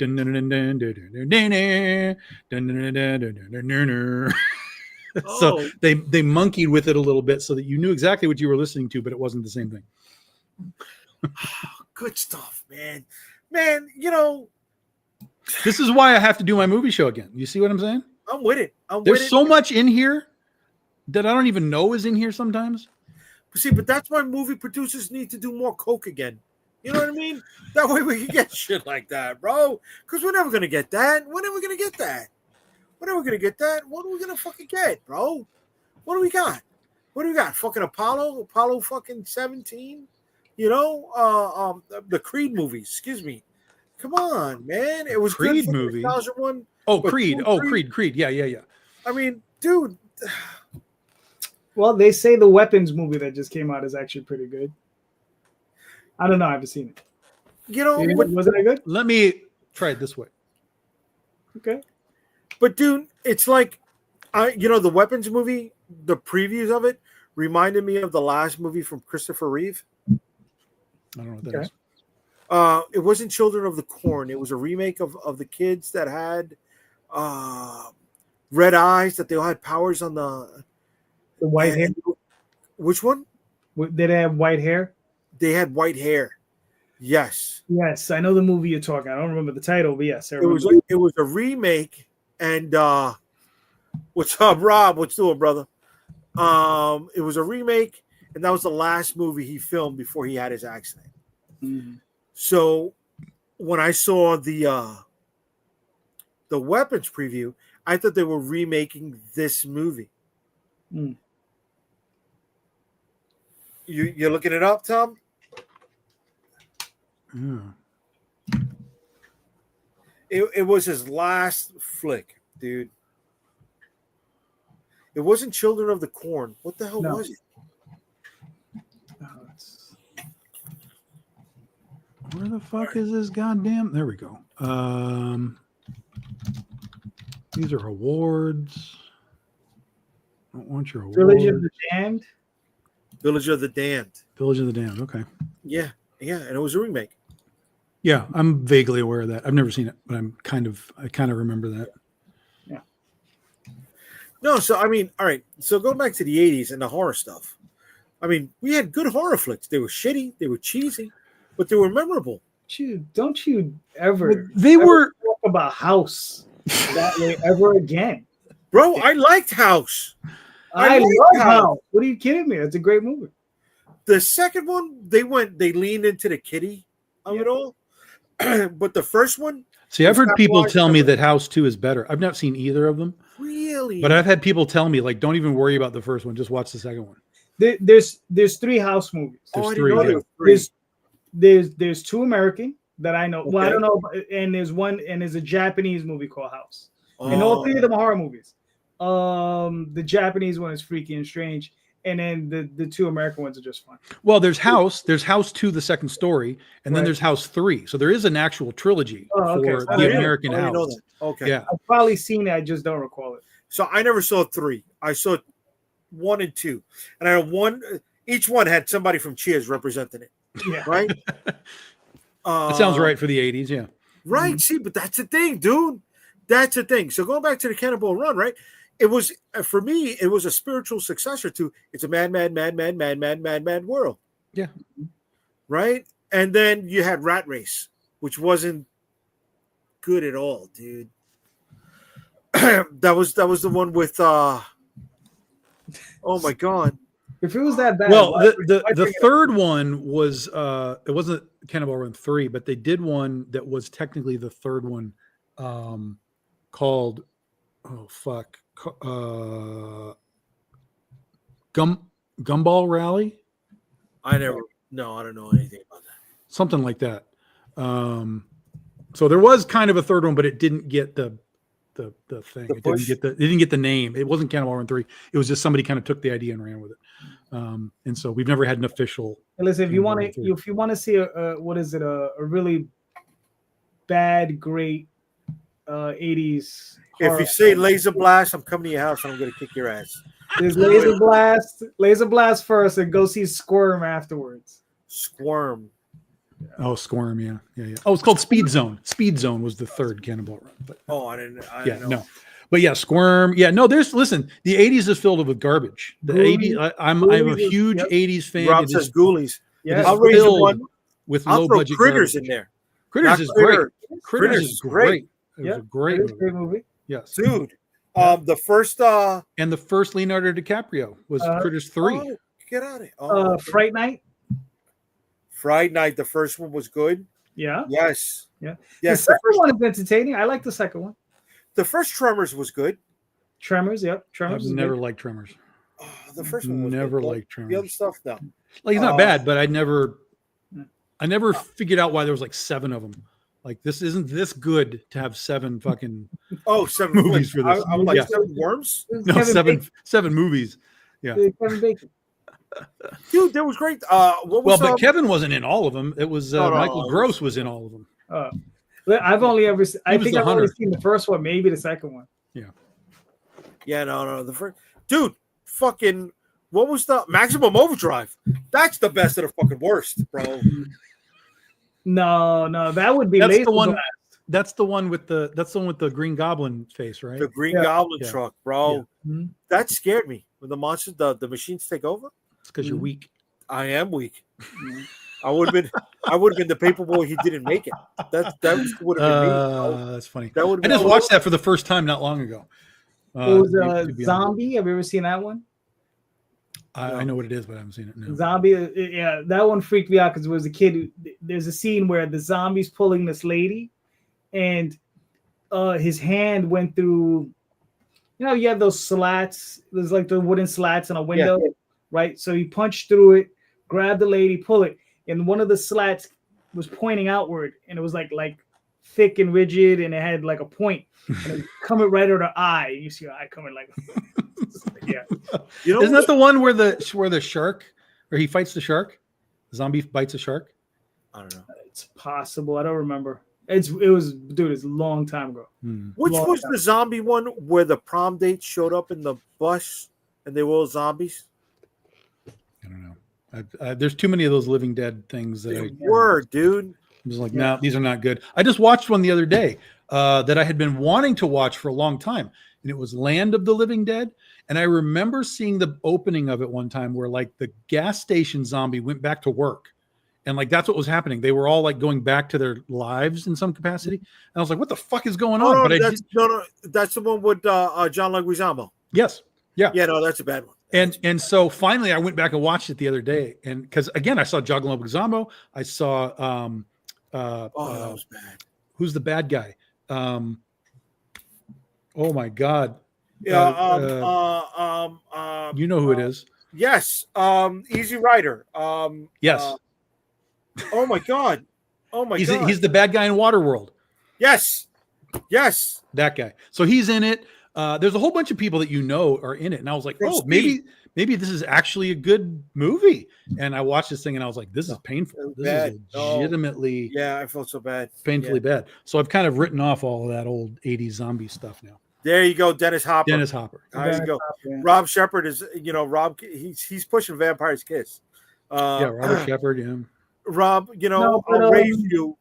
The movie he did with Nicholas Holt, with Renfield. That was just bad.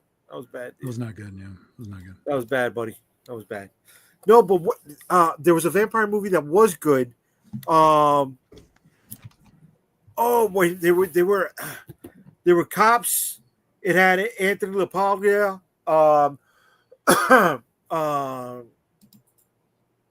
Holy shit! Well, she was a vampire. She bit the cop, and he was investigating the mob. Oh my gosh! I remember Return of the Living Dead is a lot of fun. Which one was Return of the Living Dead? People like Return. That's the one with the punks. Yeah, that's what the With the guy from Pathmark. Yeah, there was that. Is like, what is it? He's like send more paramedics. Yeah. Send more paramedics. And it was the funeral parlor. I believe so. Yeah. Yeah. Innocent blood. Fuck yeah, William. That's why I fucking need you around, bro. That's why I fucking need you, William. Innocent blood was the shit. Oh my God. What was the main bad guy that he played? He was an Italian dude that played one of the Cubans in Scarface. Oh my gosh. Original Dawn of the Dead. That was the black and white one? No, that's later on. That's in the 70s. Yeah, he might be thinking of there's Dawn of the Dead. Dawn of the Dead is the one where they're in the mall. Right. But then they remade that. That's the Zack Snyder with the remake. The fucking read Robert Loggia. Oh my God. Fuck yeah, William. See, dude,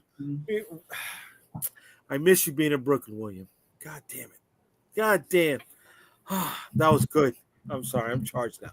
I feel happy. He pulled all of my references. Robert Loggia, fucking Innocent Blood. It was a good vampire flick, bro. Yeah, no, I only remember the first black and white one. That's Night of the Living Dead. Yeah, that's nice. That's the original. Which was the original Dawn of the Dead? Was that a 60s? No, there's Dawn of the Dead. It's an 80s film. Yeah. That's where it's like Tom said, they're in the mall. That's the mall one. Yes. And that's the one that Zack Snyder and James Gunn remade. Yes. And actually, I don't even think it's an 80s movie. It might be a 70s It's movie. 70s, yeah. It's like late 70s, yeah. Yeah, because I remember I saw it and I must have been like 7 or 8. And ever since then, I've been turned off to zombie movies. Oh, yeah. Because it scared you or you were bored? No, it fucked me up. That one, I've never seen the original one. I've wanted to because I actually, as much as I don't like Gunn or Snyder, I do like the remake of Dawn of the Dead. I did too. So I've always been kind of curious as to what the original looked like. The Night of the Dead. I did too, yeah. I even like the after credit stuff. Yeah. When they made it to the island. That was nice. Yeah. And then they all died. Yeah, man. That was good. You know what movie really fucking scared me? The 80s remake of The Blob. Okay. That was surprisingly decent. Dude. Okay. I was bummed that it ate Erica Eleniak. I was like, yo, come on. Bro, when it fucking started to dissolve the people. Yeah. That's what I'm saying. Erica Eleniak, man. She's my Baywatch girl. Shit. And it ate her. That was before Growing Pains? Growing Pains. Yeah, she was on Growing Pains for a minute. Erica Eleniak was on Growing Pains? I think No, so. sir. No, sir. Couldn't tell you. No, sir. No, sir. You sure? There was a girl on Growing Pains who showed her boobs, and she did a Baywatch. What, like just a couple of episodes, you mean? Or she wasn't a regular? She was on regular. Oh, okay. No, if she was just on it, then yeah, no, that makes sense. Yeah. Yeah. My best friend of Vampire. That's the one with Jim Carrey. No, that's Once Bitten. What's my Isn't best that friend Once of Bitten? Vampire? I think it's Once Bitten. But Erica Eleniak is the girl that Elliot kisses in E.T. too. Oh, she's been active for that long? Get out of here. Holy shit. Yeah, I didn't like E.T. I didn't like E.T. Psh, turn the show off. Turn the show off. Didn't do it for me. Turn the show off. You know, it's funny. I have a hard time watching old Steven Spielberg films because I tried rewatching Poltergeist. I just Oh, I love that. Love Okay. couldn't do it, man. I haven't seen it in a while.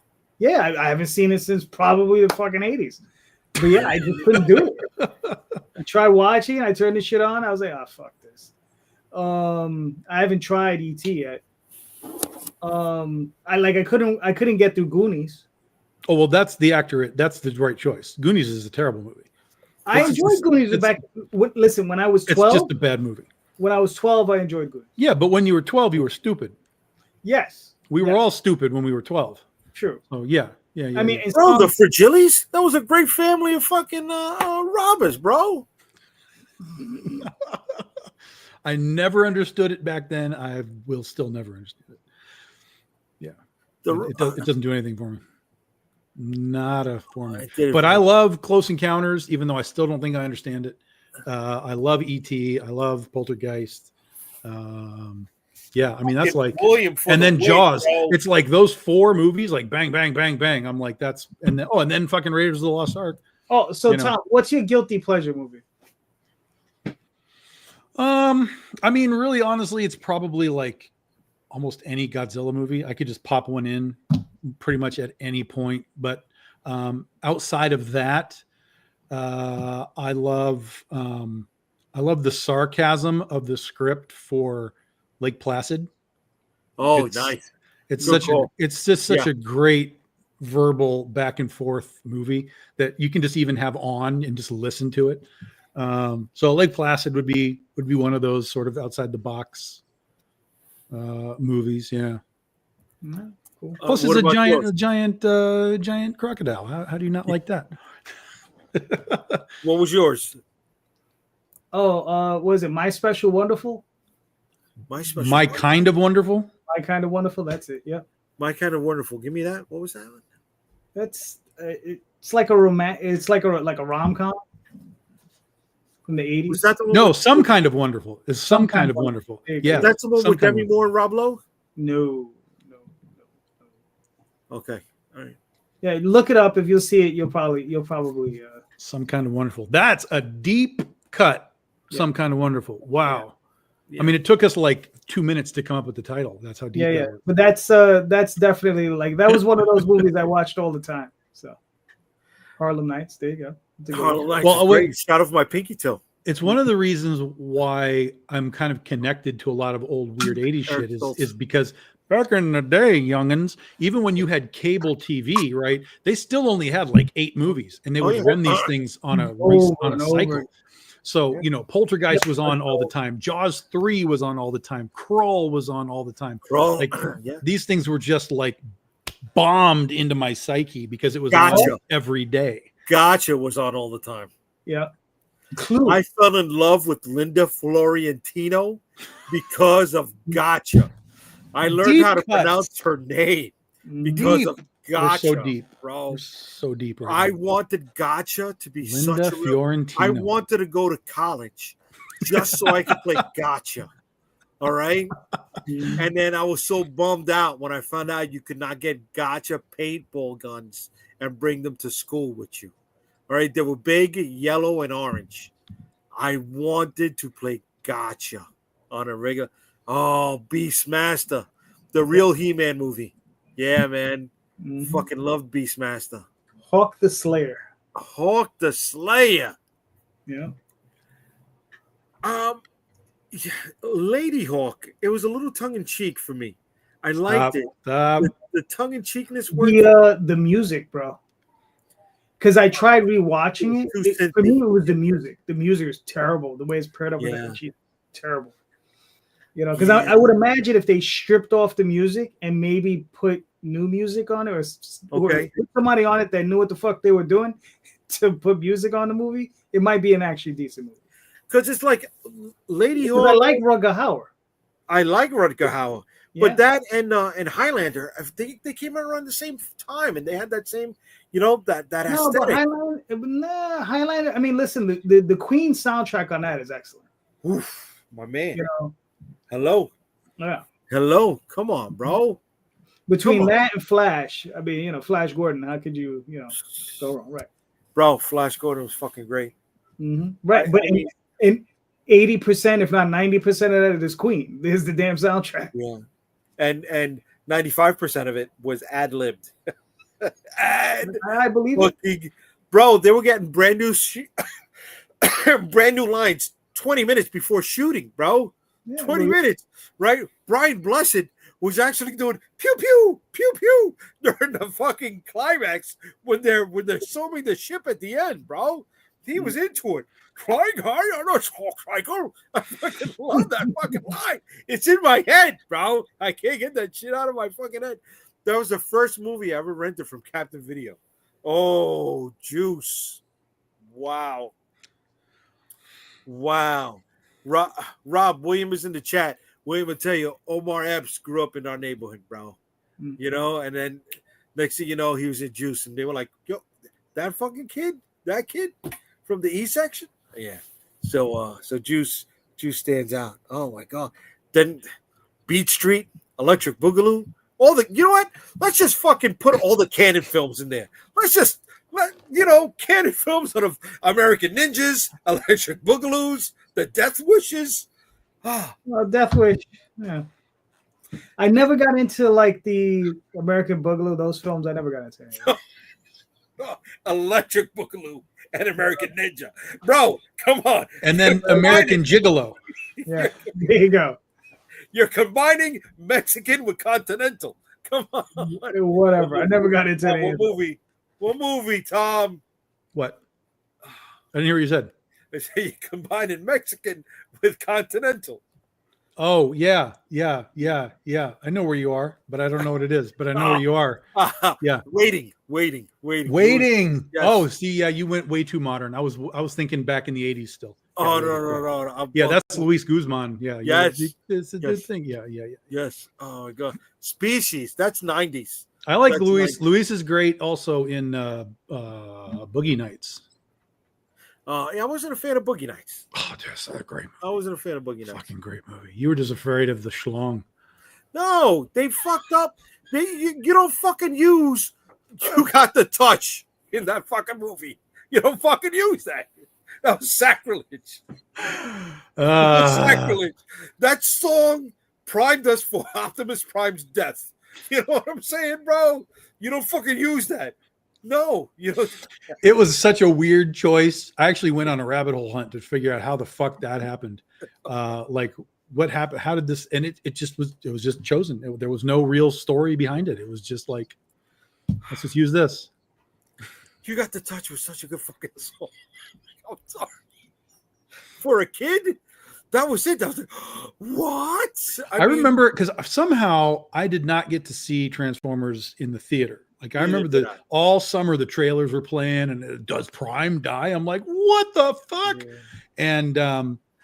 And then it came out on VHS eventually. And so we rented it and I popped it in and I'm watching this thing and I'm like, this looks like a fucking Japanimation thing. You know, everything's glowing and stuff. I was like, our minds were blown when we saw that. And we were just sitting at home. watching it. See, you got a This is VHS. crazy. Yeah. I saw it as they released it over the 5-day period. Yeah. And then I missed one of the days during the week, and I was so upset. I think I missed the Wednesday or the Thursday. I missed it. And then on that Sunday morning, they played the whole thing. I was like, oh. But here we go. Rob is thrown. Yeah, Mannequin's crazy. They did a sequel to that, too. I went to, they had the 35th anniversary for that a few years ago for Transformers.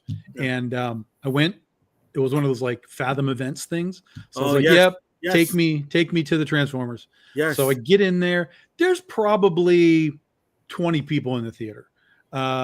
You know, so it wasn't like a packed house or anything, but you know, clearly there were some people that were like, yep, we're going to go see Transformers.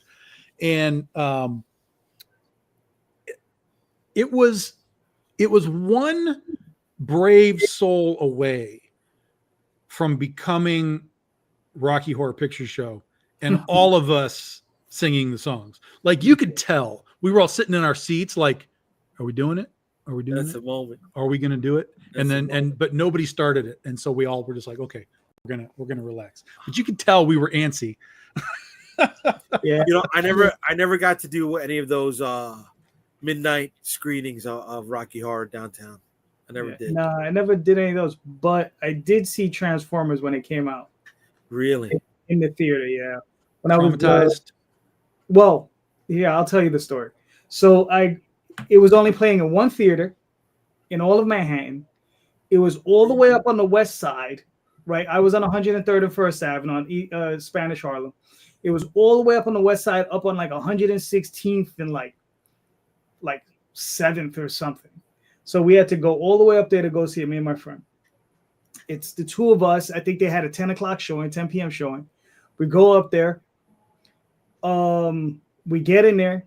It's us, and mind you, we're street kids. We're a couple of hoodlums in a theater filled with a bunch of other hoodlums. And when Optimus Prime is on that deathbed and he's dying, to hear the amount of throughout the entire theater was crazy. But it was crazy. But we all felt it. It was like everybody felt it. That's a lot of kids grew up that day. Yeah. Yeah. Well, it was a lot of kids saw their dad die that day. Yeah. You know, a lot of kids, felt that. And that was rough, man. That was a rough moment. Yeah. To this day, I watched the movie on occasion, and to this day, I'm still kind of like, To this day. Dude, I got my copy right there. It's DVD. I didn't get a Blu-ray. It was a nice little fucking set. Yeah. It's a moment. It's a moment, man. Mm-hmm. Oh, man. Hot Rod. I don't know what Hot Rod was. I remember Hot Rod is one of the characters from the Transformers. Hot Rod becomes Rodimus Prime. What the fuck is that? I never liked that. I never fucking liked that. That was bad synergy. That was really poor synergy. Because you had fucking Ultra Magnus right there. Hot Rod just pulls into Ultra Magnus. That's your fucking combo. He doesn't carry his own fucking trailer. We all saw the fucking pole position cartoons. They didn't fucking drive across the country in their fucking cars. They drove in some fucking. We all saw Knight Rider. Knight Rider drove into the back of the tractor trailer. That's how he got around the fucking country. I think they were going for a more take on it. You gotta blame the Japanese. They made that shit. Exactly. They made it first, really. Yeah. Well, the TV show. Mm-hmm. And so the movie had to fill in a gap. That was bad. Oh, see, oh no, William. And then do you realize that after, because we got season 3 of Transformers, right, and then the Return of Optimus Prime, but in Japan the show kept going. Yes, Optimus became a lion. Leo Convoy. And you had the train guys, you had the headmasters, you had but one of the problems was it became like this giant combiner fest. Like everything was a fucking combiner at that point. Giant. We're gonna fucking combine up into all kinds of shit. I was like, oh my god, I can't even watch this stuff. It's so just over the top. I didn't find out about that until the Beast Wars stuff had ended over here. Yeah. So it was around the time of Justice League coming out, Dwayne McDuffie cartoons. So I was like, oh my god, I was all into that. Yeah, even season 3 is just nearly impossible to watch of the original animation. It's really bad. There's a That was handful where of they okay became- episodes, but They yeah, became after the G.I. Joe. movie, when it became all the new guys, it's really hard to watch. But I like the first 2 seasons and then the movie, and then for me that's it. It just kind of stops there. I don't really need any more. Yeah, after the movie, I've stopped watching. Let me put it like this: Optimus Prime died, and I was like, I don't care about the rest of it. You didn't open up the MacGuffin, the Matrix of Leadership, bro. Mhm. The Matrix of Leadership. Yes. No, that was that's a seminal moment for many kids, dude. Mhm. Some kids had a bar That's mitzvah. where we learned that Some kids Ultra saw up Magnus in the was sky. a bitch because he couldn't open the Matrix. He got blown apart, didn't he? Yep. He did. Yeah. Well, he got torn apart. Yeah. They lassoed him and that's the theme that yanked him. continues to this fucking day, They bro. drew and quartered him. Yes. Bro, I know you guys haven't been reading the Skybound stuff. No. I read the first 12 issues. Oh my God, you gave it a real Oh, honest I read run. it. It's okay. It's like, I think I said this on a stream with Jay. It's juvenile. I liked it. It Well, was yeah. something, dude. It's okay. I mean, I'm not telling you it's Yeah, bad. no. It's not I'm great with you. That's all I'm saying. I'm with you. It's built on moments, but they continue the Ultra Magnus is a bitch thing throughout the whole series, dude. That's the Throughout theme the of whole it. fucking- Ultra Magnus is the bitch theme. Okay, there you go. Oh, 100%, bro.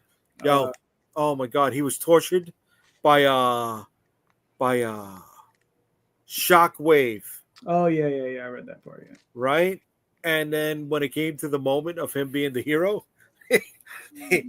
he transformed and rolled out. He just, it's like, fuck you bitches. See, AZ Volt, that's when I was introduced to death. Yes. Mhm. Yes, for many of us, that was the moment. And then they bitched out on G.I. Joe. They should have just. Well, they had the one movie which sucked. No, but they Terrible killed. fucking Yeah, it was bad. terrible. It sucked. It was It was terrible.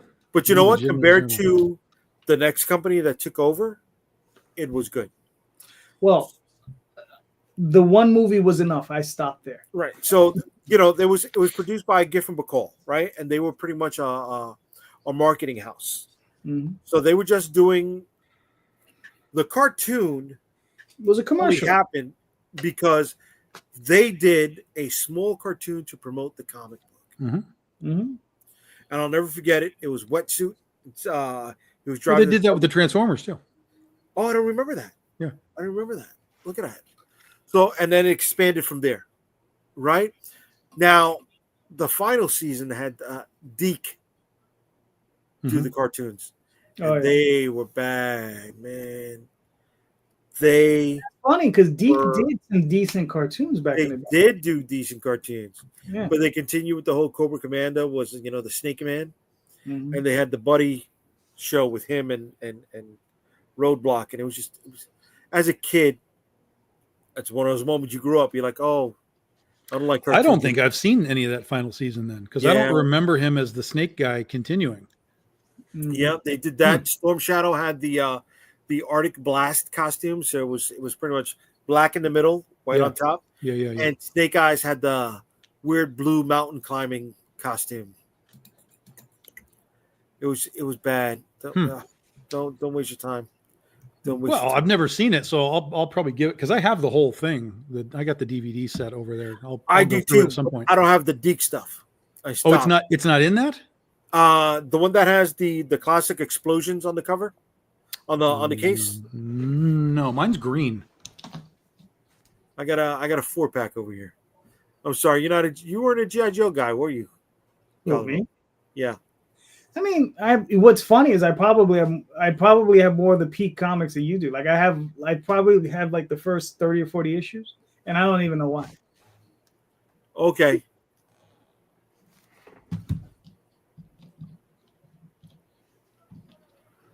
So this says all 95 episodes of the original series. It's this green thing. Yeah. Open it. Can you slide one out? Is it a clear case? It's like this. Yeah, those are the ones I have. I have Okay. that. It doesn't have the Deke in it. Okay. Yeah. Yeah, so it should stop at the movie. Okay. Yeah. So the Deke stuff introduced Scoop.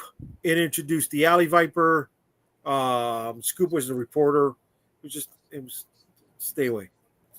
Stay away. But here we go. Interesting.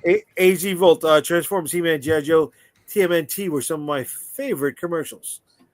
Never missed an ad. They were, but I mean, it was a seminal period, right? You had Spider-Man and His Amazing Friends. You had, Mr. T was a commercial that was never a toy. Excuse me, it was a cartoon that was never a toy. Laser Tag was a toy cartoon commercial tie-in. So was Laser Blast. Okay.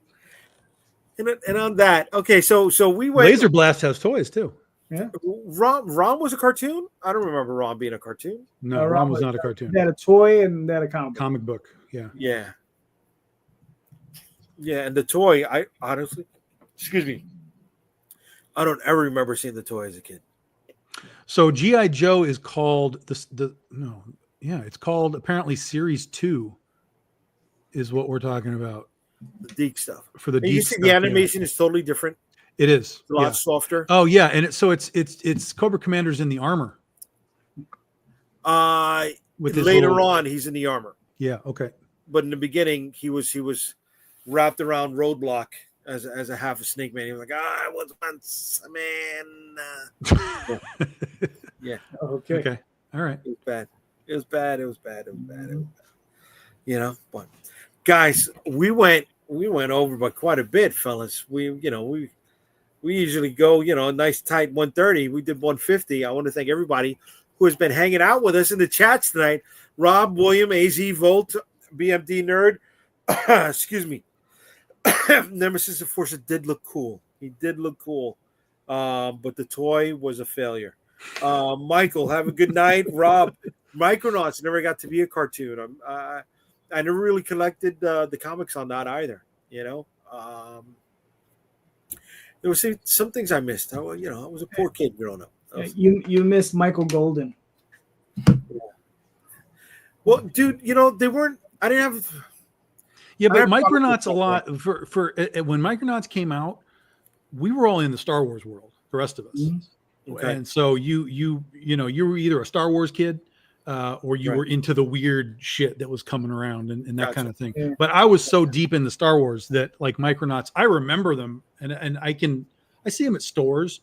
I see them at cons and stuff now. And I'm like, it's kind of cool looking, it's interesting looking things, but it never connected with me to be like, I'm going to be a Micronauts guy. Yeah. I was into the weird shit. So yeah.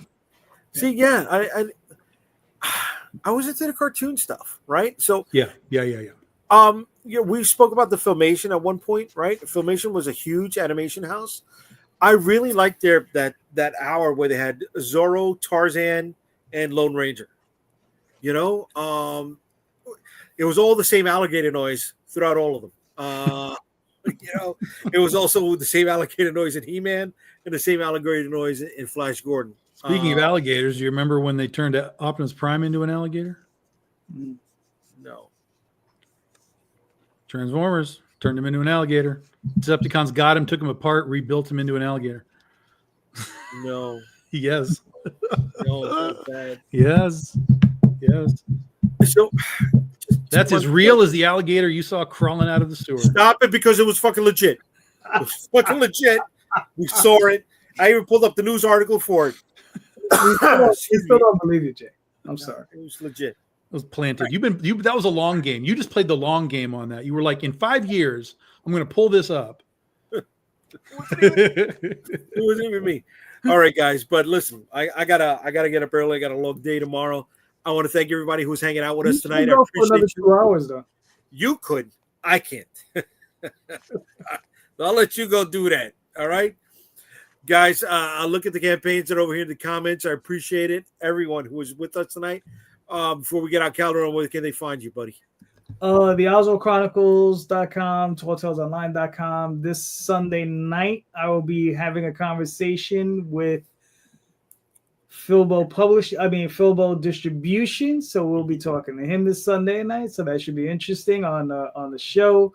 And more importantly, Kickstarter for Dreamweavers and for the Oswald Chronicles. So go check those out. Thank you. Where can they find you, Tom? We're here on Facebook. Go get books at bigdoginc.com. I'm going to be tomorrow morning with Two Geeks and a Microphone. I'm going to be talking Legend of Oz and Oz stuff with them tomorrow, 10 p.m. Eastern time on Facebook and on I think they do YouTube and some of the other places too. But if you look up Two Geeks with the number two Geeks and a Microphone, Michael Shanks and those guys, I'll be with their show tomorrow. And then on Monday, I'll be back with Allison Lear with the Oz Couple show. We're going to have writer and director of Ozland, Michael Williams, is going to be coming on the show with us talking about his movie. Cool. Very cool. Nice. Very cool.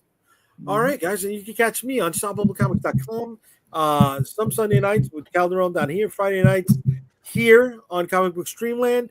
And tomorrow night, we are launching The Dead Princess Vicky 6, the 0 issue. I hope you will join us. Later, everybody. Have a good night.